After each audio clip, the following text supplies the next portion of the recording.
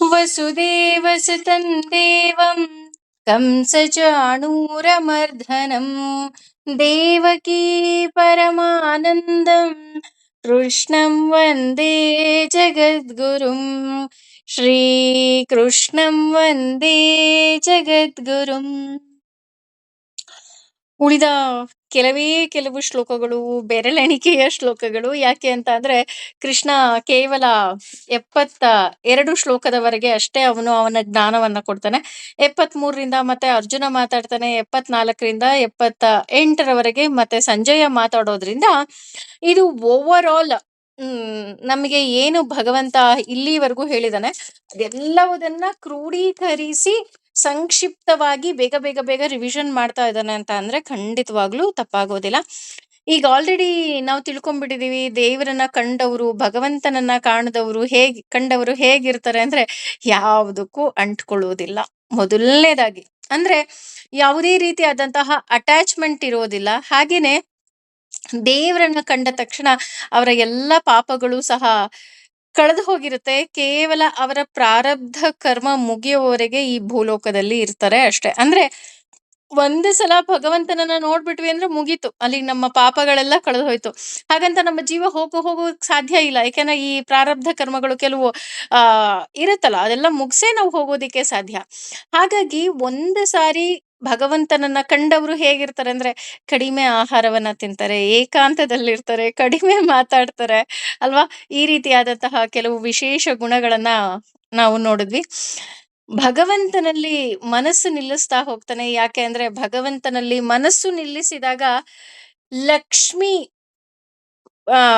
ಅವಳಿಗೆ ಕೃಪಾ ಕಟಾಕ್ಷವಾಗ್ತಾ ಹೋಗುತ್ತೆ. ಲಕ್ಷ್ಮಿ ಕೃಪಾ ಕಟಾಕ್ಷ ಅಂದ ತಕ್ಷಣ ಹಣ ಬರುತ್ತಾ ಅಂದ್ರೆ ಇಲ್ಲ ರೀ, ಹಣ ಬರೋದಿಲ್ಲ. ನಮ್ಗಾಗ್ಲೇ ಗೊತ್ತಿರೋ ಹಾಗೆ ಶ್ರೀದೇವಿ, ಭೂದೇವಿ, ದುರ್ಗಾ ದೇವಿ ರೂಪದಲ್ಲಿ 3 ಗುಣಗಳ ಬಂಧನದಿಂದ ಅವನು ವಿಮುಕ್ತಿಯನ್ನ ಹೊಂದುತ್ತಾನೆ. ಅಂದ್ರೆ ತಮೋಗುಣ, ರಜೋಗುಣ, ಸಾತ್ವಿಕ ಗುಣದಿಂದ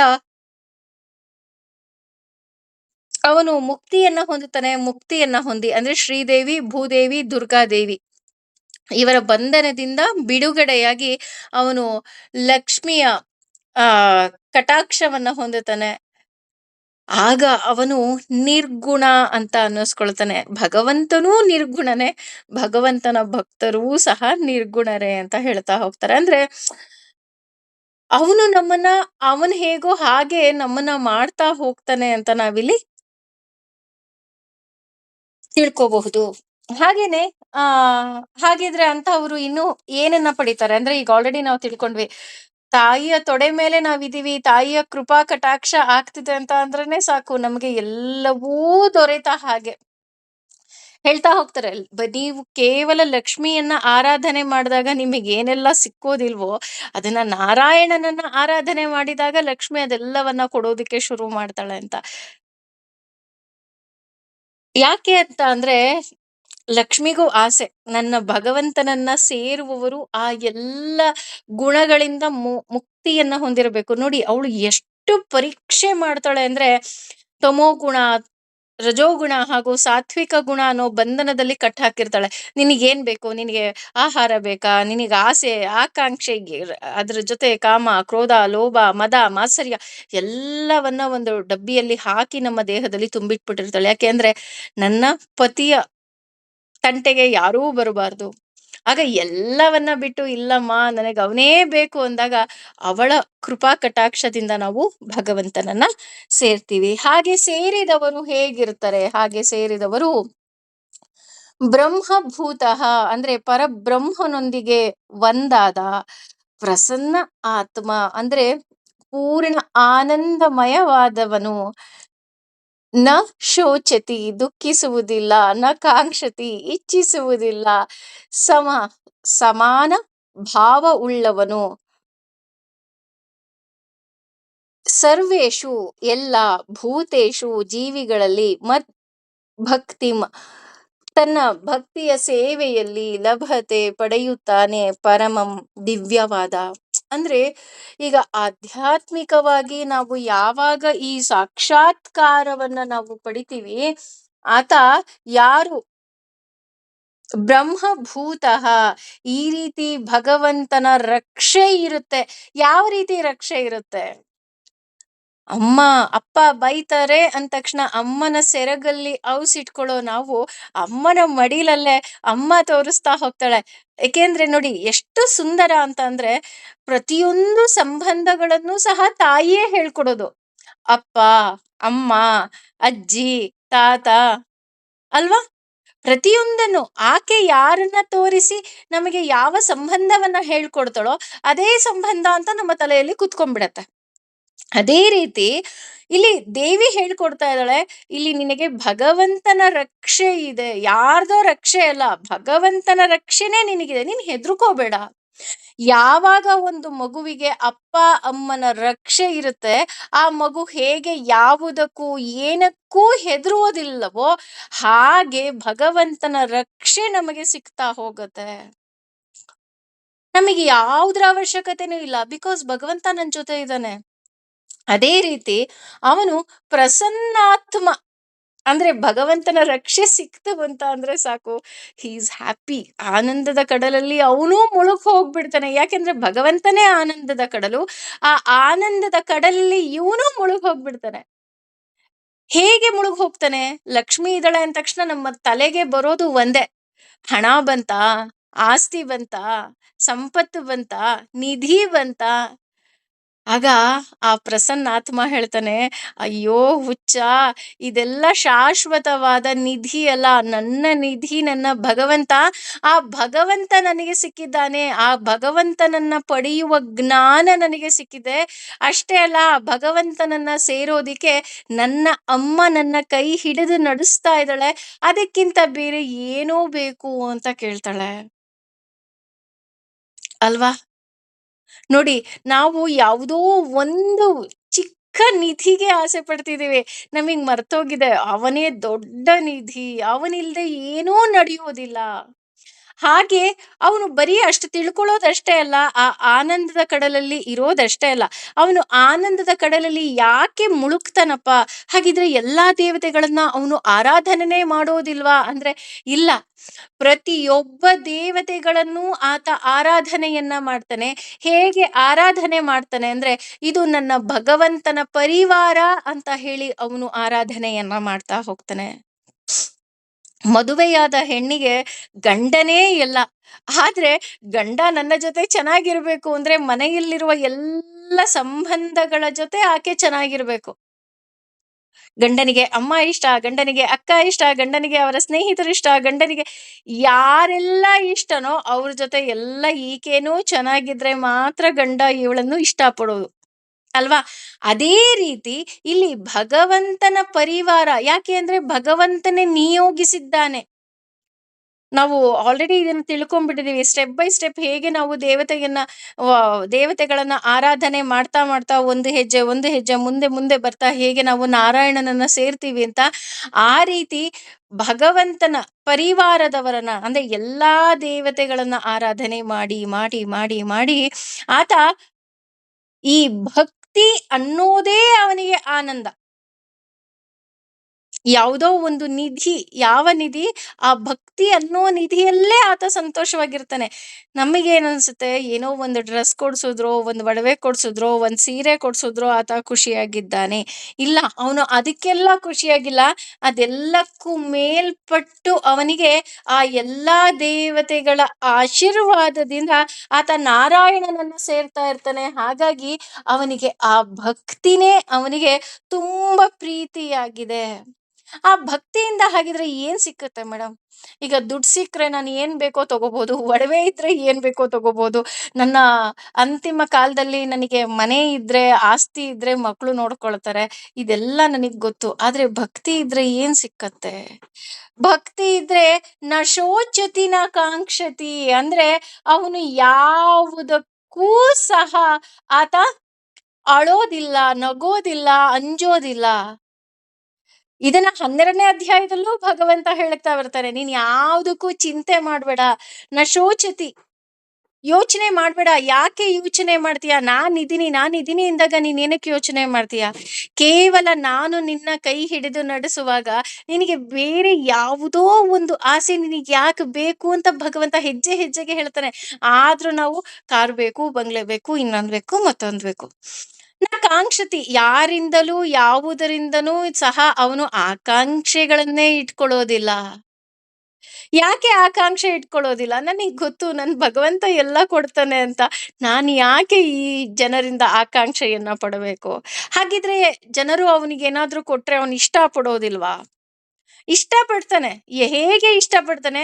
ಇದು ಭಗವಂತನ ಪ್ರಸಾದ, ಭಗವಂತ ಇವರ ಮೂಲಕ ನನಗೆ ಎಲ್ಲವನ್ನ ಕೊಡಿಸಿದ ಅನ್ನುವಂತಹ ದೊಡ್ಡ ಧನ್ಯತಾ ಭಾವದಿಂದ ಎಲ್ಲವನ್ನ ಆತ ಸ್ವೀಕಾರ ಮಾಡ್ತಾ ಹೋಗ್ತಾನೆ. ಈ ದೇಹದಿಂದ ನಾನು ಏನನ್ನ ಪಡಿಬೇಕೋ ಅದನ್ನಾಗ್ಲೇ ನಾನು ಪಡೆದಾಗೋಗಿದೆ ಅನ್ನುವಂತಹ ತೃಪ್ತಿ ಸಂತೃಪ್ತಿ ಅವನಲ್ಲಿ ಇರುತ್ತೆ. ಏನನ್ನ ಪಡೆದ ಆ ದೇಹದಿಂದ? ಈ ದೇಹ, ಮಾನವ ದೇಹ ಇರೋದೇ ಭಗವಂತನನ್ನ ಪಡೆಯೋದಿಕ್ಕೆ. ಆ ಭಗವಂತನನ್ನ ಸೇರುವ ಮಾರ್ಗ ಈ ದೇಹದಿಂದ ನನಗೆ ಸಿಕ್ಕಿದೆ. ಹಾಗಾಗಿ ನನಗೆ ಯಾವುದೇ ರೀತಿಯಾದಂತಹ ಯೋಚನೆ ಇಲ್ಲ. ಕಾಂಕ್ಷತಿ ಅಂದ್ರೆ ಅವನು ಸಾವಿಗೂ ಸಹ ಹೆದರೋದಿಲ್ಲ ಕಣ್ರಿ. ಸಾವು ಬರ್ತಾ ಇದೆ ಅಂತ ಅಂದ್ರೆ ಸಾಕು, ಅವನು ಎಲ್ಲರಿಗಿಂತ ಖುಷಿಯಾಗಿರ್ತಾನೆ. ಯಾಕೆ ಅಂತ ಅಂದ್ರೆ, ಅಬ್ಬಾ ಸದ್ಯ ಭಗವಂತ ಇವತ್ತು ನನಗೆ ಏನೇನು ಮಾರ್ಗವನ್ನ ಕೊಟ್ಟಿದ್ನೋ, ಏನೇನು ನನಗೆ ಕೆಲಸವನ್ನ ಕೊಟ್ಟಿದ್ನೋ ಎಲ್ಲ ಮುಗಿಸ್ಬಿಟ್ಟೆ. ಅದಕ್ಕೆ ನನ್ನ ಭಗವಂತ ನನ್ನನ್ನ ಕರ್ಸ್ಕೊಳ್ತಾ ಇದ್ದಾನೆ. I am happy with you. ನಾನು ಇವತ್ತು ನೋಡು, ನಾನು ಆರಾಮಾಗಿ ಖುಷಿಯಾಗಿ ಬರ್ತೀನಿ.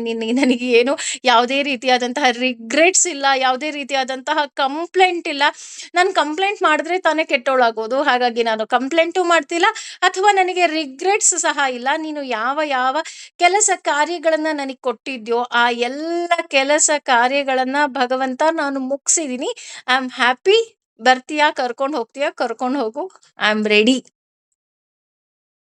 ನೋಡಿ, ಅಂದ್ರೆ ಈ ದೇಹ ಸಿಕ್ಕಿರೋದೇ ಭಗವಂತನನ್ನ ಪಡೆಯೋದಿಕ್ಕೆ, ಮೋಕ್ಷವನ್ನ ಪಡೆಯೋದಿಕ್ಕೆ. ಎಕ್ಸಾಮ್ ಬರೋದೇ ಏನಕ್ಕೆ ಮಕ್ಕಳಿಗೆ ಅಂತ ಅಂದ್ರೆ, ಈ ತರಗತಿಯಿಂದ ಮುಂದಿನ ತರಗತಿಗೆ ಪ್ರಮೋಷನ್ ಸಿಕ್ಲಿ ಅಂತ. ಆ ಮಕ್ಕಳು ಎಕ್ಸಾಮಿಗೆ ಹೆದರ್ಕೊಂಡ್ರೆ ಹೇಗೆ? SLC ಎಕ್ಸಾಮ್ ಬರೆದ್ರೆ PUC ಬರೋಕ್ಕಾಗೋದು, PUC ಎಕ್ಸಾಮ್ ಬರೆದ್ರೇನೆ ಡಿಗ್ರಿ ಕಾಲೇಜಿಗೆ ಹೋಗೋಕ್ಕಾಗೋದು, ಅಥವಾ ಬೇರೆ ಕೋರ್ಸ್ಗಳಿಗೆ ಹೋಗೋಕ್ಕಾಗೋದು. ನಾನು ಎಕ್ಸಾಮ್ ಬರೆಯೋದಿಲ್ಲ ಅಂತ ನಾನು ಹೆದರ್ಕೊಂಡ್ರೆ ಹೇಗೆ ಸಾಧ್ಯ? ಈ ಮೆಂಟಾಲಿಟಿ ಅವನಿಗೆ ಗೊತ್ತಿರುತ್ತೆ. ಹಾಗಾಗಿ ಅವ್ನು ಸಾವಿಗೆ ಹೆದರ್ಕೊಳ್ಳೋದೇ ಇಲ್ಲ. ಸಾವು ಅಂದ್ರೆ ಎಕ್ಸಾಮು. ನನಗೆ ಭಗವಂತ ನಾನು ರೆಡಿ ಇದ್ದೀನಿ ಈ ಎಕ್ಸಾಮ್ ಬರೆಯೋದಿಕ್ಕೆ. ಯಾವಾಗ ಎಕ್ಸಾಮ್ ಕೊಡ್ತೀಯಾ? ಶಾಲೆಯಲ್ಲಿ ಎಕ್ಸಾಮಿಗೆ ಯಾರು ಹೆದರ್ಕೊಂತಾರೆ ಅಂದ್ರೆ, ಯಾರು ಓದಿರಲ್ವೋ ಅವರೇ ಹೆದರ್ಕೊಳ್ತಾರೆ ವಿನಃ, ಯಾರು ಓದಿರ್ತಾರೋ, ಯಾರು ಭಗವಂತನ ಬಗ್ಗೆ ಅತಿಯಾದ ನಂಬಿಕೆ ಎಲ್ಲವುದೂ ಇರುತ್ತೋ ಅವ್ರು ಸಾವಿಗೆ ಹೆದರೋದಿಲ್ಲ. ಹಾಗೇನೆ ಇಲ್ಲಿ ಆತ ಕಾಂಕ್ಷತಿ ಸಾವಿಗೆ ಹೆದರೋದಿಲ್ಲ. ಯಾಕೆ ಅಂದ್ರೆ ಅವನಿಗೆ ಬೇಕಾಗಿರೋದೊಂದೇ ಭಗವಂತ. ನಾನಿಲ್ಲಿ ಪ್ರಾಪಂಚಿಕವಾಗಿ ನಾನು ಏನಕ್ಕೂ ಅಂಟ್ಕೊಂಡೇ ಇಲ್ಲ ಅಂದಾಗ ನಾನು ಯಾಕೆ ಯೋಚನೆ ಮಾಡಬೇಕು? ಈಗ ನನಗೆ ಗೊತ್ತಾಗೋಗಿದೆ, ಈ ಮನೆ ಇರ್ಬೋದು, ಅಥವಾ ನನ್ನ ಸಂಬಂಧಗಳಿರ್ಬೋದು, ಗಂಡ ಹೆಂಡತಿ ಮಕ್ಕಳು ಅತ್ತೆ ಮಾವ ನಾದಿ XYZ ಏನೆಲ್ಲ ಸಂಬಂಧಗಳಿದೆ, ಇದು ಕೇವಲ ನನ್ನ ಕರ್ತವ್ಯ. ನಾನು ಮಾಡ್ತಾ ಇದ್ದೀನಿ, ನನ್ನ ಡ್ಯೂಟಿ ನಾನು ಮಾಡ್ತಾ ಇದ್ದೀನಿ, ನಾನೇನು ಹೆದರ್ಕೊಂಡಿಲ್ಲ. ಸೊ ಹಾಗಾಗಿ ನಾನು ಎಲ್ಲವನ್ನ ನಾನು ಮಾಡ್ತಾ ಇರ್ಬೇಕಾದ್ರೆ ನನಗ್ ಬೇಕಾಗಿರೋದೊಂದೇ, ಅದು ನೀನು.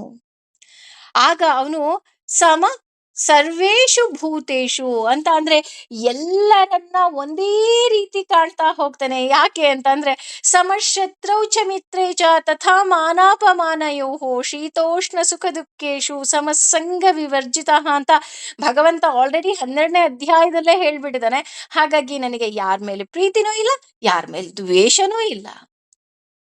ನಾನು ನನ್ನ ಮನಸ್ಸಿನಲ್ಲಿ ಆ ಎಲ್ಲವನ್ನ ಇಟ್ಕೊಂಡ್ರೆ ತಾನೇ ನಾನು ಬೇರೆಯವರಿಗೆ ಕೊಡೋದಿಕ್ಕೆ ಸಾಧ್ಯ.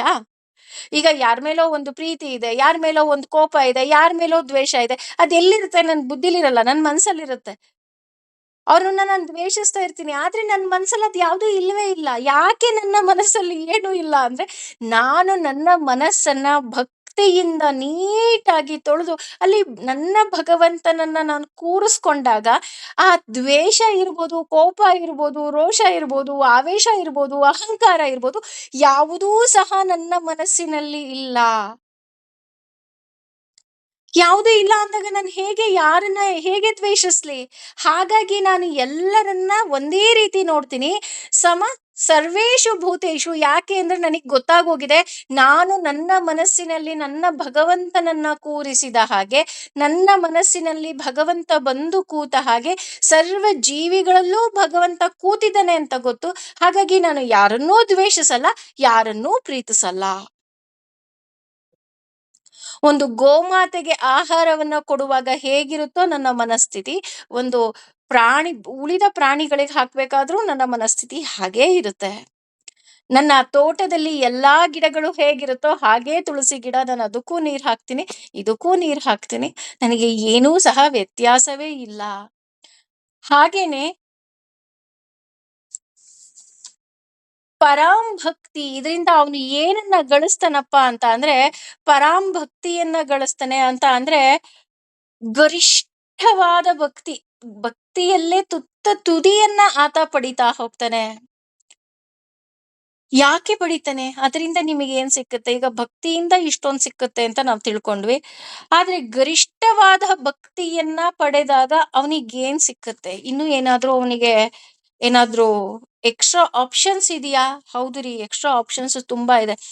ಏನಿದೆಯಪ್ಪ ಎಕ್ಸ್ಟ್ರಾ ಆಪ್ಷನ್ ಅಂತ ನೋಡೋದಾದ್ರೆ,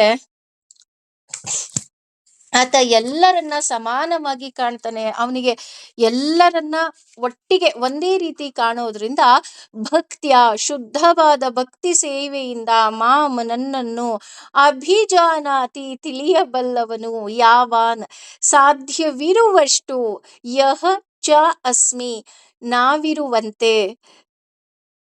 ತತ್ವತಃ ಸತ್ಯವನ್ನ, ತತಃ ಅನಂತರ ಮಾಂ ನನ್ನನ್ನು, ತತ್ವತಃ ಸತ್ಯದಲ್ಲಿ, ಜ್ಞಾತ್ವಾ ತಿಳಿದು, ಏಷತೆ ಪ್ರವೇಶಿಸುತ್ತಾನೆ, ತತ್ ಆನಂತರ ಆ ತತ್ ಅನಂತರಂ ಅಂದ್ರೆ ಆಮೇಲೆ ಏನಾಗುತ್ತೆ ಅಂತ ನೋಡೋಣ. ಆದ್ರೆ ಈಗ ಆತ ಹೇಳ್ತಾ ಇರೋದು, ಇಂಥ ಭಕ್ತಿಯಿಂದ ಆತ ಸುಮ್ಮನೆ ಕೂರೋದಿಲ್ಲ. ಅಂದ್ರೆ ಭಗವಂತ ಸಿಗ್ತಾ ಇದ್ದಾನೆ, ಭಗವಂತನೇ ಎಲ್ಲ ಅಂತ ಆತ ಭಕ್ತಿ ಹುಟ್ಟಿದಾಗ ಅವ್ನು ಸುಮ್ನೆ ಕೂರೋದಿಲ್ಲ. ಮತ್ತೆ ಏನಾಗುತ್ತೆ ಭಕ್ತಿ ಹುಟ್ಟಿದಾಗ? ಆಸಕ್ತಿ ಹುಟ್ಟುತ್ತೆ.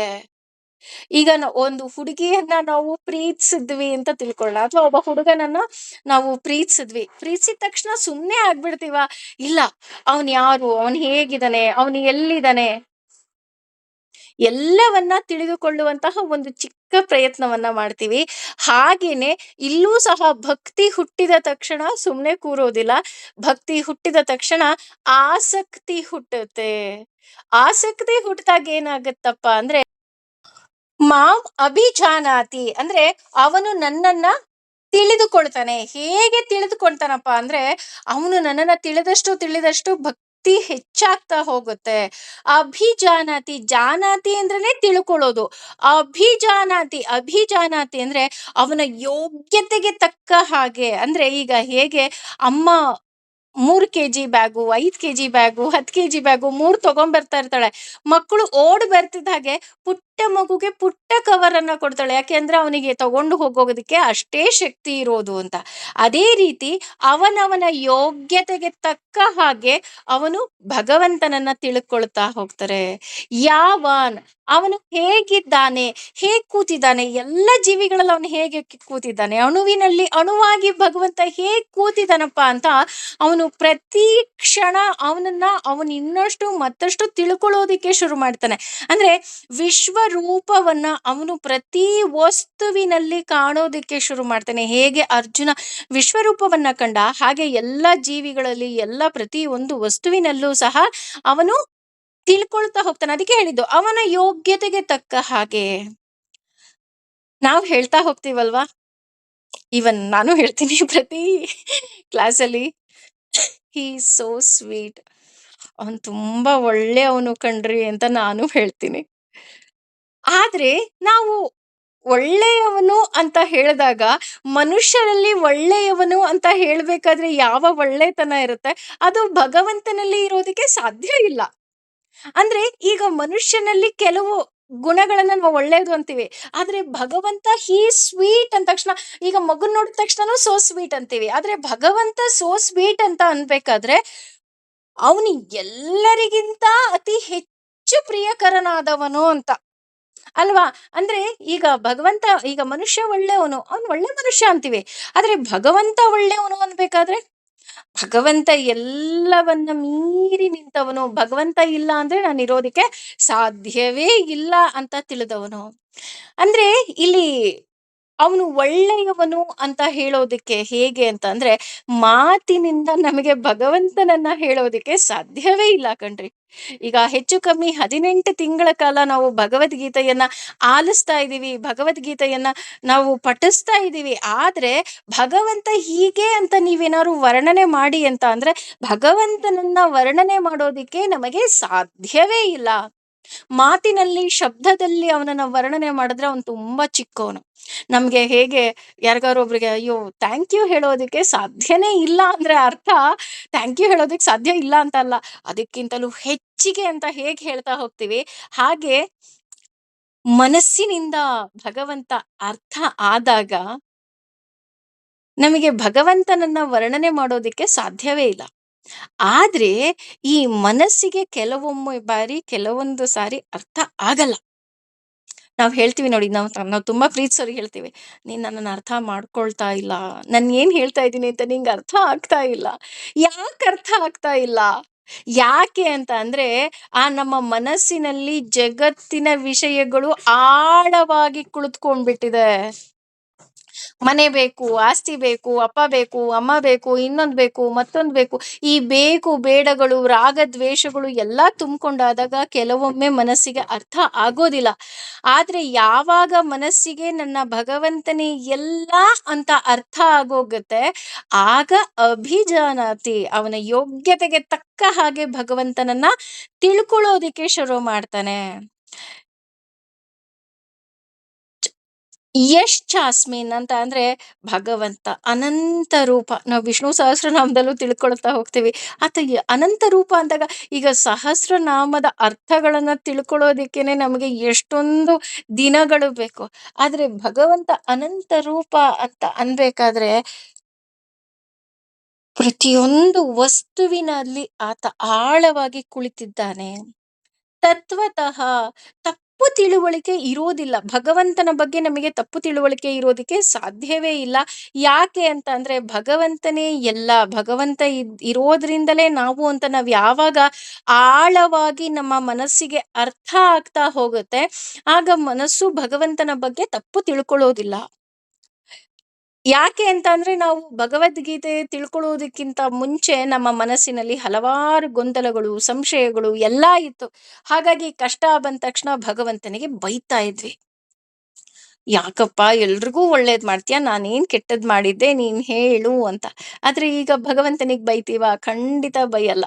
ಭಗವಂತ ಕಷ್ಟ ಕೊಟ್ರೆ ನಮ್ಗಿನ್ನೂ ಖುಷಿ ಆಗತ್ತೆ. ಯಾಕೆ ಅಂತ ಅಂದ್ರೆ, ಭಗವಂತ ನನ್ ಜೊತೆ ಇದ್ದಾನೆ, ಅವ್ನ್ ನನ್ನನ್ನು ನೋಡ್ತಾ ಇದ್ದಾನೆ ಅಂತ.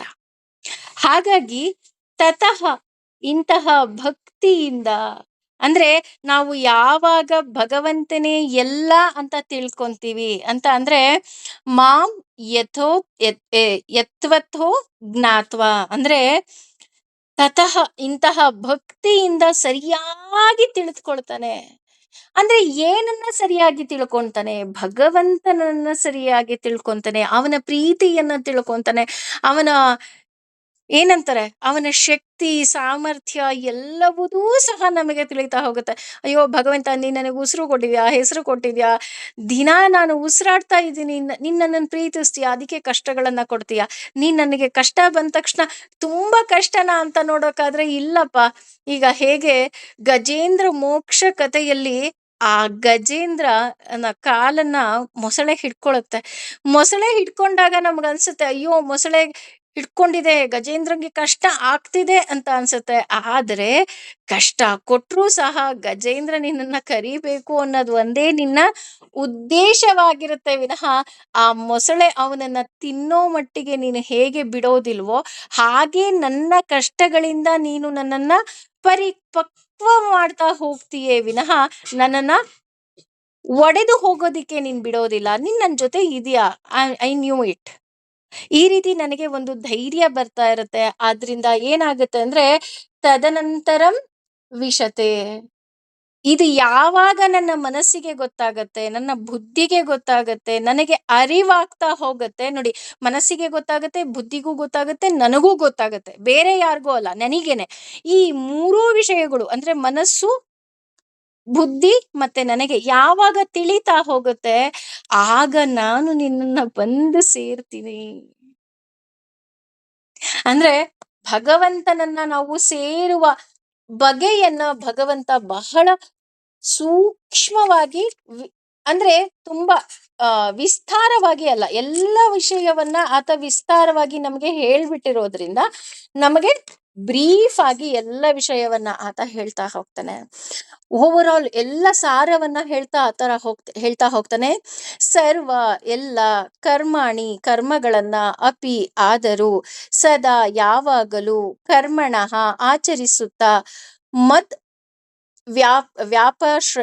ಮದ್ ವ್ಯಾಪಾಶ್ರಯ ಅಂದ್ರೆ ನನ್ನ ರಕ್ಷಣೆಯಲ್ಲಿ, ಮದ್ ಪ್ರಸಾದತ್ ನನ್ನ ಅನುಗ್ರಹದಿಂದ, ಅವಾಪ್ನೋತಿ ಹೇಳುತ್ತಾನೆ, ಶಾಶ್ವತವಾದ ಪರಮಂ ಧಾಮವನ್ನು, ಅವ್ಯಯಂ ಅವಿನಾಶಿಯಾದ. ಅಂದ್ರೆ ಇಲ್ಲಿ ಭಗವಂತ ಏನು ಮಾಡ್ತಾನಪ್ಪ ಅಂತ ಅಂದ್ರೆ, ಸರ್ವ ಸರ್ವ ಕರ್ಮಾಣ್ಯಮಪಿ ಸದಾ, ಅಂದ್ರೆ ದೇವರನ್ನ ಆಶ್ರಯಿಸಿರುವವನು, ದೇವರನ್ನ ನಂಬುವವನು ಯಾರು ಅಂತ ಅಂದ್ರೆ, ಓನ್ಲಿ ದೇವರನ್ನೇ ನಂಬುತ್ತಾ ಹೋಗ್ತಾನೆ. ಯಾಕೆ ದೇವರನ್ನ ನಂಬುತ್ತಾನೆ ಅಂತ ಅಂದ್ರೆ, ಅವನ ಎಲ್ಲ ಸರ್ವ ಕರ್ಮಾಣಿ, ಅವನು ಏನೇನು ಮಾಡ್ತಾನೆ, ಅವನು ಎದ್ರು ಕೂತ್ರು ಉಸಿರಾಡಿದ್ರು ಪ್ರತಿಯೊಂದನ್ನು ಸಹ ಭಗವಂತನಿಗೆ ಅಂತಾನೆ ಇಡ್ತಾ ಹೋಗ್ತಾನೆ. ಅಂತ ಅಂದ್ರೆ ಆಲ್ರೆಡಿ ನಾನು ಈ ದೇಹದಿಂದ ಏನ್ ಪಡಿಬೇಕಿತ್ತು, ನಿನ್ನನ್ನ ಪಡಿಬೇಕಿತ್ತು, ನಿನ್ನನ್ನ ನೋಡಿದೀನಿ, ಕೇವಲ ನನ್ನ ಆ ಏನು ಪ್ರಾರಬ್ಧ ಕರ್ಮಗಳಿದೆ ಅದಕ್ಕೋಸ್ಕರ ನಾನು ಈ ಭೂಲೋಕದಲ್ಲಿ ಇರ್ತೀನಿ. ಹಾಗಾಗಿ ಬದುಕೋದಕ್ಕೋಸ್ಕರ ಆಹಾರ ತಿಂತ ನನ್ನ ಪ್ರತಿಯೊಂದು ಉಸಿರನ್ನು ಸಹ ನಿನಗೋಸ್ಕರನೇ ಮೀಸಲಿಡ್ತಾ ನಾನು ಇದೀನಿ. ಯಾಕೆ ಅಂತ ಅಂದ್ರೆ, ನಾನು ನಿನ್ನನ್ನು ಅಷ್ಟೊಂದು ನಂಬುತ್ತೀನಿ. ನಂಬಿಕೆ ಅಂತ ಅಂದ್ರೆ ಕೇವಲ ಬಾಯಿ ಮಾತಿನ ನಂಬಿಕೆ ಅಲ್ಲ, ಅವನಿಗೆ ಆ ನಂಬಿಕೆ ಗಾಢವಾಗಿ ಇರುತ್ತೆ. ಈಗ ನೀವ್ ಅನ್ಬೋದು, ಹಾಗಿದ್ರೆ ಇದು ಭ್ರಮೆನಾ ಅಂತ. ಇದು ಖಂಡಿತವಾಗ್ಲೂ ಭ್ರಮೆ ಅಲ್ಲ, ಇದು 100ಕ್ಕೆ 100 ಸತ್ಯ. ಯಾಕೆ ಅಂತ ಅಂದ್ರೆ, ಎಲ್ಲ ಕರ್ಮಗಳನ್ನ ಯಾವಾಗ ನಾವು ನಮ್ಮ ಕರ್ಮಗಳನ್ನ ಭಗವಂತನಿಗೆ ಅರ್ಪಿಸ್ತಾ ಹೋಗ್ತೀವಿ, ಆಟೋಮೆಟಿಕಲಿ ನಾನು ಏನನ್ನೂ ಫಲ ಬಯಸದೇ ಇದ್ದಾಗ, ಕರ್ಮಣ್ಯೇವಾಧಿಕಾರಸ್ಥೆ ಮಾ ಫಲೇಷು ಕದಾಚನ ಅಂತ ನಾನು ಅಂದಾಗ, ಅವನು ನನಗೆ ಯಾವ ಫಲ ಬೇಕೋ ಆ ಫಲವನ್ನ ಕೊಡ್ತಾ ಹೋಗ್ತಾನೆ. ಹೇಗೆ ಅಪ್ಪ ಅಮ್ಮನಿಗೆ ನನಗೆ ಏನ್ ಬೇಕೋ ನನಗೆ ಗೊತ್ತಿಲ್ಲ ಅಂತ ಅಂತ ಹೇಳಿದ ತಕ್ಷಣ, what is best for us ಅದನ್ನ ನಮಗೆ ಅವರು ಅಪ್ಪ ಅಮ್ಮ ಹೇಗೆ ನಮಗೆ ಕೊಡಿಸ್ತಾ ಹೋಗ್ತಾರೋ, ಹಾಗೆ ಭಗವಂತ ನನಗೇನು ಬೇಡ, ನೀನು ಏನು ಕೆಲಸ ವಹಿಸಿದ್ಯಾ ಆ ಕೆಲಸವನ್ನ ಮಾತ್ರ ನಾನು ಮಾಡ್ತಾ ಇದ್ದೀನಿ ಅನ್ನುವಂತಹ ದೃಢ ನಿಶ್ಚಯ, ನಂಬಿಕೆ, ಬಲ ಯಾವಾಗ ನನ್ನಲ್ಲಿ ಇರುತ್ತೆ, ಆಗ ಭಗವಂತ ನನಗೆ ಏನ್ ಬೇಕೋ ಅದನ್ನೇ ಕೊಡ್ತಾನೆ. ಯಾರು ನನ್ನ ಜೀವನದಲ್ಲಿ ಇರಬೇಕು, ಯಾರು ನನ್ನ ಜೀವನದಲ್ಲಿ ಇರಬಾರದು, ಅಥವಾ ನನ್ನ ಜೀವನದ ಮಾರ್ಗ ಏನು, ಕೆಲವೊಂದ್ಸಲ ನಿಮಗೆ ಗೊತ್ತಾಗಲ್ಲ ಕಣ್ರಿ. ನಾನು ಯಾಕೆ ಹುಟ್ಟಿದೀನಿ ಅಂತಾನೆ ನನಗೆ ಗೊತ್ತಾಗೋದಿಲ್ಲ. ಎಷ್ಟೋ ಬಾರಿ ಕಷ್ಟ ಬಂದಾಗ, ಅಥವಾ ಬೇರೆಯವರು ನನಗೆ ಬೈದಾಗ, ಅಥವಾ ನನ್ನ ದೇಹಕ್ಕೇನೋ ಒಂದು ಚೂರು ತೊಂದರೆ ಆದಾಗ ನನಗೆ ಅನ್ಸುತ್ತೆ, ಅಯ್ಯೋ ನಾನು ಯಾಕೆ ಹುಟ್ಟಿದೀನಿ, ನಾನು ಹುಟ್ಟಬೇಕಿತ್ತ, ನಾನ್ ಬೇಕಿತ್ತ, ನಾನ್ ಬದುಕಬೇಕಿತ್ತ. ಹೌದು, ನೀನ್ ಬದುಕಲೇಬೇಕು. ಯಾಕೆ ಅಂತ ಅಂದ್ರೆ, ಭಗವಂತನ ನಿನ್ನಿಂದ ಏನೋ ಒಂದು ಕರ್ಮವನ್ನ ಮಾಡಿಸೋದಕ್ಕೋಸ್ಕರನೇ ಭಗವಂತ ನಿನ್ನನ್ನ ಬದುಕಿಸಿದ್ದಾನೆ. ಹಾಗೇನೆ ಇಲ್ಲಿ ನಮ್ಗೆ ಕೆಲವೊಮ್ಮೆ ಏನಾಗೋಗುತ್ತೆ, ಭಗವಂತ ನಮಗೆ ಏನನ್ನೂ ಕೊಟ್ಟಿಲ್ಲ ಅಂತ ಕಂಪ್ಲೇಂಟ್ ಮಾಡಕ್ ಶುರು ಮಾಡ್ಬಿಡ್ತೀವಿ. ಅವನ್ ಏನ್ ಕೊಟ್ಟಿದ್ದಾನೆ, ನನಗೆ ಏನೂ ಕೊಟ್ಟಿಲ್ಲ. ನಾನು ತುಂಬಾ ಕಷ್ಟಪಟ್ಟೆ. ಬೆಳೀತಾ, ಬೆಳೀತಾ ಕಷ್ಟಪಟ್ಟೆ. ಮದ್ವೆ ಆದ್ಮೇಲೆ ಸುಖವಾಗಿರುತ್ತಾ ಅಂತ ನೋಡ್ದೆ. ಮದ್ವೆ ಆದ್ಮೇಲೂ ಸುಖ ಇಲ್ಲ. ಮಕ್ಳಾದ್ಮೇಲೆ ಸುಖ ಪಡುತ್ತೆ ಅಂತ ನೋಡ್ದೆ. ಮಕ್ಳಾದ್ಮೇಲೂ ಸುಖ ಸಿಕ್ಲಿಲ್ಲ. ಸೊಸೆ ಬಂದ್ಮೇಲೆ ಸುಖ ಸಿಕ್ಕುತ್ತೆ ಅನ್ಕೊಂಡೆ. ಸೊಸೆ ಬಂದ್ಮೇಲೂ ಸುಖ ಸಿಕ್ಲಿಲ್ಲ. ನಾನ್ ಸದಾ ಕಷ್ಟದಲ್ಲೇ ಇದ್ದೀನಿ ಅಂತ ಎಷ್ಟೋ ಜನ ಕೊರಗ್ತಾ ಇರ್ತಾರೆ. ಆ ರೀತಿ ಕೊರಗ್ಬೇಕಾದ್ರೆ ಭಗವಂತ ಇದ್ದಕ್ಕಿದ್ದ ಹಾಗೆ ಅವರಿಗೆ ಒಂದು ಕಾಯಿಲೆಯನ್ನ ಕೊಡ್ತಾನೆ. ಯಾಕೆ ಕಾಯಿಲೆಯನ್ನ ಕೊಟ್ನಪ್ಪ ಅಂತಂದ್ರೆ, ಇಷ್ಟು ದಿನ ನಾನು ನಿನಗೆ ಆರೋಗ್ಯ ಕೊಟ್ಟಿದ್ದೆ. ನೀನ್ ಅದ್ರ ಕಡೆ ಗಮನನೇ ಕೊಟ್ಟಿಲ್ಲ. ನೀನ್ ಬರೀ ನನ್ನ ಹತ್ರ ಕಂಪ್ಲೇಂಟೇ ಹೇಳ್ತಾ ಇದ್ದೆ. ಈಗ ಕಾಯಿಲೆ ಕೊಟ್ಟ ತಕ್ಷಣ ನಿನಗೆ ನನ್ನ ಆರೋಗ್ಯ ನೆನಪಾಗ್ತಾ ಇದೆಯಾ? ನಾನು ಕೊಟ್ಟಿದ್ದ ಆರೋಗ್ಯ ನೆನಪಾಗ್ತಾ ಇದೆಯಾ? ಅಥವಾ ಇದ್ದಕ್ಕಿದ್ದ ಹಾಗೆ ಉಸಿರಾಟದ ದೊಡ್ಡ ತೊಂದರೆಯನ್ನ ಕೊಡ್ತಾನೆ.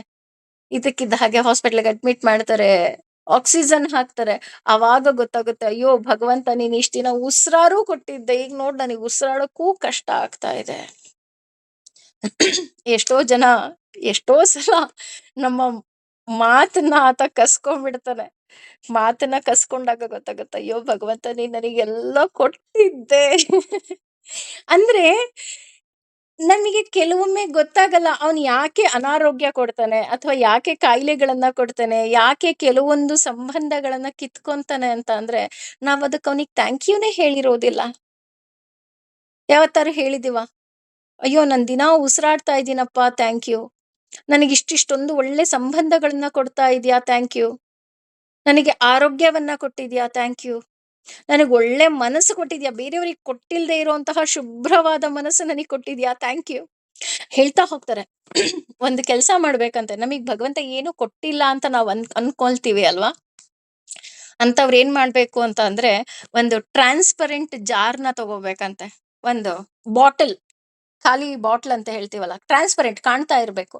ಪ್ರತಿದಿನ ಏನ್ ಮಾಡ್ಬೇಕು ಅಂದ್ರೆ ಒಂದೊಂದು ದಿನ ಒಂದೊಂದು ಕಲರ್, ಒಂದಷ್ಟು ಕಲರ್ಸ್ ಚೀಟಿಗಳನ್ನ ಇಟ್ಕೋಬೇಕು. ಆ ಚೀಟಿಯಲ್ಲಿ ಒಂದೊಂದು ಥ್ಯಾಂಕ್ ಯು ಬರೀತಾ ಹೋಗ್ಬೇಕು. ಎಸ್ ಇವತ್ತು ನಾನು ಟೈಮಿಗೆ ಕರೆಕ್ಟ್ ಆಗಿ ಗೆದ್ದೆ ಥ್ಯಾಂಕ್ ಯು. ಎಚ್ಚರ ಆಗಲ್ಲ ಎಷ್ಟೋ ಸಾರಿ. ಥ್ಯಾಂಕ್ ಯು ಭಗವಂತ ಒಂದ್ ಚೀಟಿ ಹಾಕ್ಬೇಕು. ಮಾರನೇ ದಿನ ಅಯ್ಯೋ ಎಷ್ಟೋ ಜನಕ್ ನೋಡು ಊಟ ಮಾಡಕ್ಕೂ ಆಗಲ್ಲ. ದುಡ್ಡಿದ್ರೂ ಊಟ ಮಾಡಕ್ಕಾಗಲ್ಲ. ನನಗೆ ಊಟ ಮಾಡ್ತಾ ಇದ್ದೀನಿ ಥ್ಯಾಂಕ್ ಯು.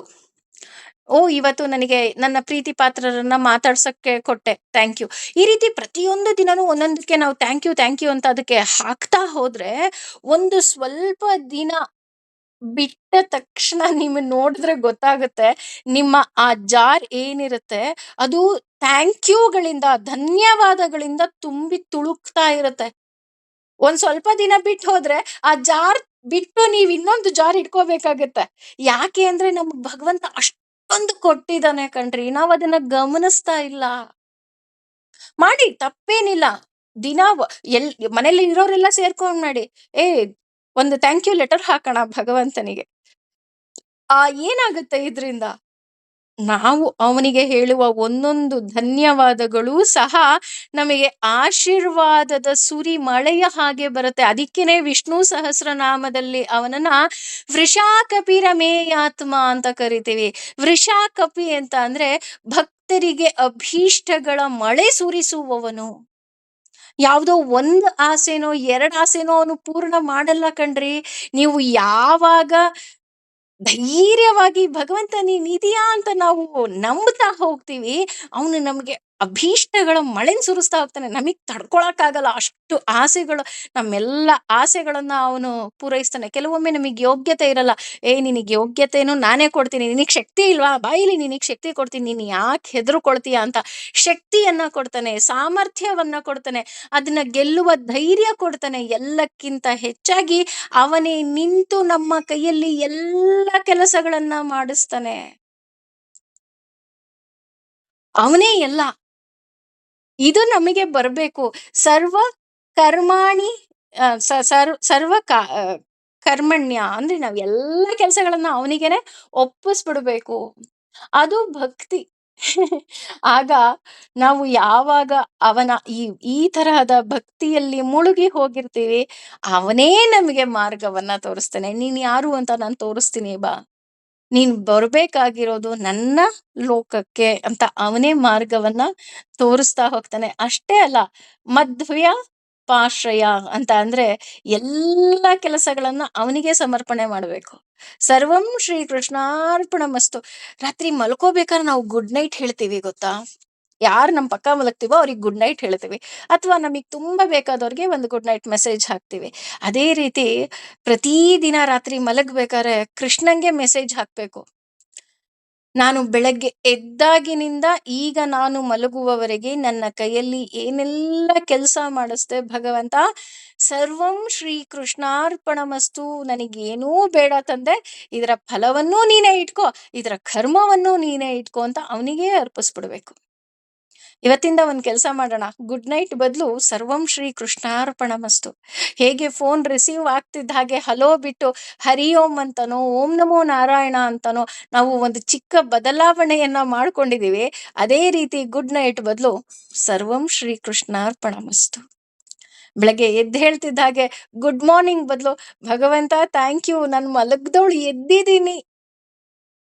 ಎಷ್ಟೋ ಜನ ಎದ್ದೇಳಿಲ್ಲ, ನೋಡು ನೀನ್ ನನಗೆ ಎಬ್ಸಿದೀಯಾ, ಅಲ್ಲಿಗೆ ನೀನ್ ನನಗೆ ಇನ್ನೊಂದು ಅಪರ್ಚುನಿಟಿ ಕೊಡ್ತಾ ಇದೀಯಾ ಪುಣ್ಯವನ್ನ ಗಳಿಸ್ಕೊಳ್ಳೋದಿಕ್ಕೆ, ಥ್ಯಾಂಕ್ ಯು.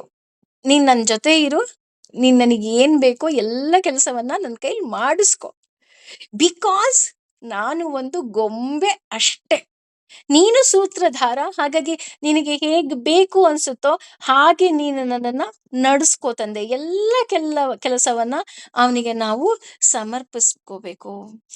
ಆಗ ನಮ್ಮ ಎಲ್ಲ ಕರ್ಮಗಳನ್ನ ನಾವು ಅವನಿಗೆ ಸಮರ್ಪಿಸಿದಾಗ ಅವನು ಏನ್ ಮಾಡ್ತಾನೆ. ಹಾಗಂತ ಕೆಲವರು ಹೇಳ್ಬೋದು, ಹಾಗಿದ್ರೆ ಕುಡಿದು ಬಿಟ್ಟು ಸಹ ಸರ್ವಂ ಶ್ರೀ ಕೃಷ್ಣಾರ್ಪಣಮಸ್ತು ಅಂದ್ಬಿಡ್ಬೋದಾ? ಅಥವಾ ಒಂದು ಯಾರಿಗೋ ಹಿಂಸೆ ಕೊಟ್ಬಿಟ್ಟು ಸರ್ವಂ ಶ್ರೀ ಕೃಷ್ಣಾರ್ಪಣಮಸ್ತು ಅನ್ಬೋದಾ? ನೀವೇ ಹೇಳಿದ್ರಲ್ಲ ಎಲ್ಲ ಕರ್ಮವನ್ನ ಅವನಿಗೆ ಅರ್ಪಿಸು ಅಂತ. ನಾವು ತುಂಬಾ ಬೇಕಾದವರಿಗೆ, ನಾವು ತುಂಬಾ ಪ್ರೀತಿಸೋರಿಗೆ ಎಂತಹ ವಸ್ತುಗಳನ್ನ ಕೊಡ್ತೀವಿ? ಯಾವುದು ನಮ್ಮ ಕೈಲಿ ಬೆಸ್ಟ್ ಥಿಂಗ್ ಕೊಡಕ್ಕಾಗುತ್ತೋ ಅಂತಹ ವಸ್ತುಗಳನ್ನ ಕೊಡ್ತೀವಿ ಅಲ್ವಾ?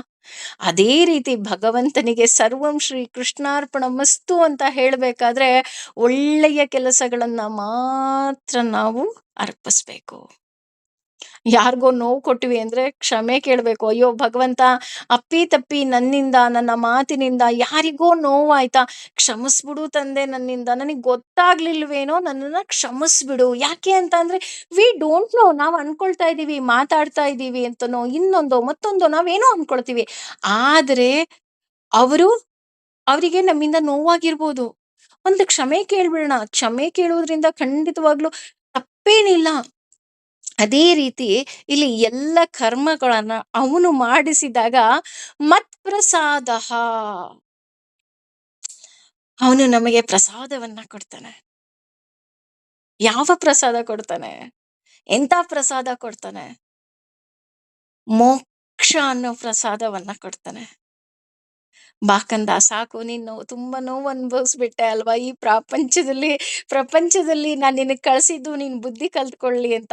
ಆ ತಮೋ ಗುಣ, ರಜೋಗುಣ, ಸಾತ್ವಿಕ ಗುಣ ಈ ಮೂರನ್ನ ನೀನು ಕಳಚಿ ಶ್ರೀದೇವಿ, ದುರ್ಗಾದೇವಿ ಹಾಗೂ ಭೂದೇವಿಯ ಅನುಗ್ರಹದಿಂದ ಮೂರೂ ಗುಣಗಳಿಂದ ನೀನು ಮುಕ್ತನಾಗಿದ್ಯಾ. ನೀನು ತಾಯಿ ಮಡ್ಲಲ್ಲಿ ಇದೆಯಾ, ತಾಯಿಯ ಮಡಿಲಲ್ಲಿ ನೀನು ಇದ್ದಾಗ ನಾನು ನಿನಗೆ ಪ್ರಸಾದವನ್ನ ಕೊಡದೇ ಇರೋದಕ್ಕೆ ಹೇಗೆ ಸಾಧ್ಯ?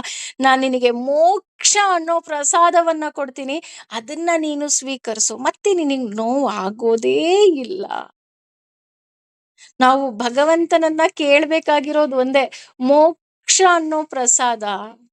ಹಾಗಾಗಿ ಅದು ಕೇವಲ ಟೆಂಪರರಿನಾ ಅಂತ ನೋಡೋದಾದ್ರೆ ಅದು ಖಂಡಿತವಾಗಿಯೂ ಟೆಂಪರರಿ ಅಲ್ಲ.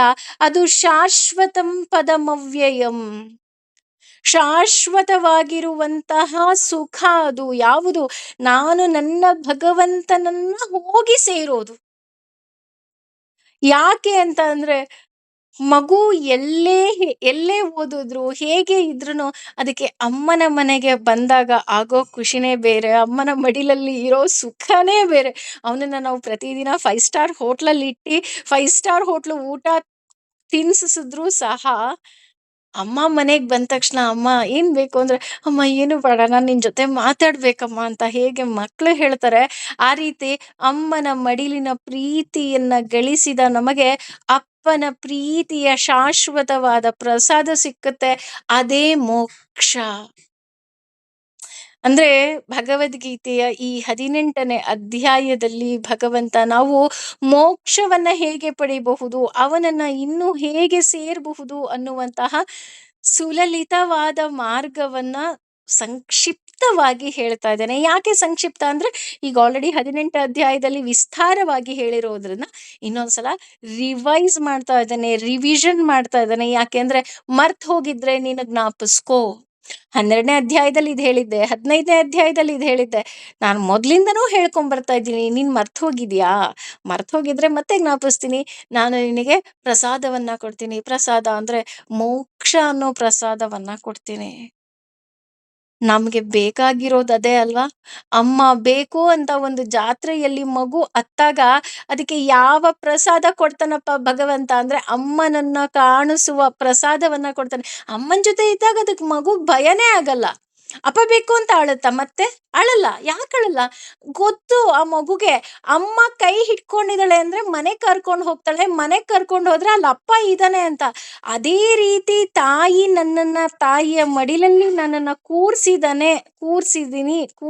ಕುತ್ಕೊಂಡಿದೀನಿ ಅಂದ್ರೆ ಅಲ್ಲಿಗೆ ಅರ್ಥ, ಅಮ್ಮ ನನಗೆ ಆ ಭಗವಂತನನ್ನ ಸೇರಿಸ್ತಾಳೆ. ಸೇರಿಸೋದಷ್ಟೇ ಅಲ್ಲ, ಅವನ ಕೈಯಿಂದ ಮೋಕ್ಷ ಅನ್ನೋ ಪ್ರಸಾದವನ್ನ ಆಕೆ ಕೊಡಿಸ್ತಾಳೆ. ನಾವು ತಾಯಿಯನ್ನ ಆರಾಧನೆ ಮಾಡ್ಬೇಕಾದ್ರೆ ಕೇಳ್ಬೇಕಾಗಿರೋದು ಒಂದೇ, ಅಮ್ಮ ನಿನ್ನ ಶ್ರೀಹರಿಯನ್ನ ಸೇರುವ ಮಾರ್ಗವನ್ನ ತೋರಿಸು ತಾಯಿ ಅಂತ. ನಾವು ವರಮಹಾಲಕ್ಷ್ಮಿ ಪೂಜೆ ಮಾಡ್ತೀವಿ, ಶುಕ್ರವಾರ ಪೂಜೆಯನ್ನ ಮಾಡ್ತೀವಿ. ನಮ್ಮನೆ ಬೀರುನಲ್ಲಿ ಒಂದ್ ಸ್ವಲ್ಪ ದುಡ್ಡಿಲ್ಲ, ದುಡ್ಡು ಹಾಕ್ತೀಯಾ ಅಂತ ಕೇಳ್ತೀವಿ ವಿನಃ, ಅಮ್ಮ ನಾನು ನಿನ್ನ ಗಂಡನನ್ನ ಸೇರ್ಬೇಕು ಅಂತ ಕೇಳ್ತೀವ? ಯೋಚನೆ ಮಾಡಿ. ಯಾಕೆ ಅಂತ ಅಂದ್ರೆ, ಇಷ್ಟು ದಿನ ಲಕ್ಷ್ಮೀ ಪೂಜೆ ಮಾಡ್ತಿರ್ಬೇಕಾದ್ರೆ ಕೇಳ್ತಾ ಇರೋದ್ ಇದ್ದಿದ್ದೇ ಬೇರೆ ಇರಬಹುದು. ಆದ್ರೆ ಇನ್ನು ಮುಂದೆ ಕೇಳೋದೇ ಬೇರೆ ಆಗಿರ್ಬೇಕು. ಯಾಕೆ ಅಂತ ಅಂದ್ರೆ, ಜಾತ್ರೆಯಲ್ಲಿ ಕಳೆದು ಹೋದ ಮಗು ಅಮ್ಮನನ್ನ ಹುಡುಕತ್ತೆ. ಅಮ್ಮ ಮನೆಗೆ ಕರ್ಕೊಂಡು ಹೋಗ್ತಾಳೆ. ಆ ಮನೆಯಲ್ಲಿ ತಂದೆ ಇದ್ದ ಹಾಗೆ ನಾವು ಈ ರಜೋಗುಣ, ತಮೋಗುಣ, ಸಾತ್ವಿಕ ಗುಣ ಅನ್ನೋ ಹಗ್ಗವನ್ನ ಬಿಚ್ಚಿದಾಗ ನಾವು ತಾಯಿಯ ಮಡಿಲಲ್ಲಿ ಕೂರ್ತೀವಿ. ತಾಯಿಯ ಮಡಿಲಲ್ಲಿ ಕೂತಾಗ ವಿಶೇಷವಾಗಿ ಇನ್ನೂ ಹೆಚ್ಚು ಗರಿಷ್ಠ ಮಟ್ಟದಲ್ಲಿ ಭಗವಂತನನ್ನ ಆರಾಧನೆ ಮಾಡೋದಿಕ್ಕೆ ಶುರು ಮಾಡ್ತೀವಿ. ಆ ಭಗವಂತನನ್ನ ನಾವು ಗರಿಷ್ಠ ಮಟ್ಟದಲ್ಲಿ ಪ್ರೀತಿಸೋದ್ರಿಂದ, ಆರಾಧಿಸೋದ್ರಿಂದ ನಮಗೆ ಆತ ಕೊಡೋದು ಮೋಕ್ಷ ಅನ್ನುವಂತಹ ಪ್ರಸಾದವನ್ನ, ಮತ್ ಪ್ರಸಾದ ಅಂತ ಹೇಳ್ತಾ ಹೋಗ್ತಾರೆ. ಅದು ಶಾಶ್ವತವಾದ ಸುಖ, ಶಾಶ್ವತವಾದ ಪ್ರಸಾದ ಅಂತ ಹೇಳ್ತಾ ಹೋಗ್ತಾರೆ. ಹಾಗಾಗಿ ಅಂತಹ ಶಾಶ್ವತವಾದ ಪ್ರಸಾದ ನಮ್ಮೆಲ್ಲರಿಗೂ ಭಗವಂತ ಕೊಡ್ಲಿ ಅಂತ ಕೇಳ್ತಾ, ಸರ್ವಂ ಶ್ರೀ ಕೃಷ್ಣಾರ್ಪಣಮಸ್ತು. ಲೋಕಾ ಸಮಸ್ತ ಸುಖಿನೋ ಭವಂತು, ಸಮಸ್ತ ಸನ್ಮಂಗಲಾನಿ ಭವಂತು ಅಂತ ಭಗವಂತನನ್ನ ಆರಾಧನೆ ಮಾಡ್ತಾ, ಭಗವಂತನನ್ನ ತಿಳ್ಕೊಳ್ತಾ, ಭಗವಂತ ನಮಗೂ ಸಹ ಆ ಮೋಕ್ಷದ ಪನ್ನೀರನ್ನ ನಮಗೂ ಕೊಡು ಅಂತ ಕೇಳೋಣ. ಸರ್ವಂ ಶ್ರೀ ಕೃಷ್ಣಾರ್ಪಣಮಸ್ತು. ಧನ್ಯವಾದಗಳು.